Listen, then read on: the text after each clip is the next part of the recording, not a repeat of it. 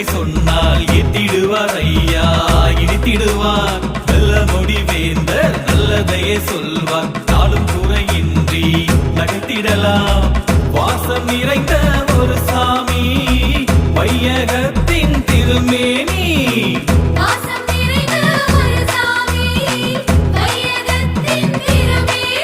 இனி தர்மத்தின் யுகம் பெறலாம், அதில் வாழ்ந்திட சுகம் பெறலாம்.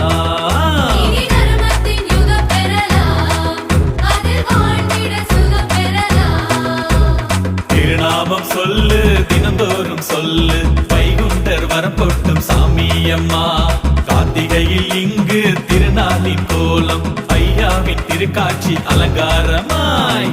உள்ளம் எல்லாம் தெளிவு தந்து வெள்ள மோடியில் பதியமர்ந்தார்.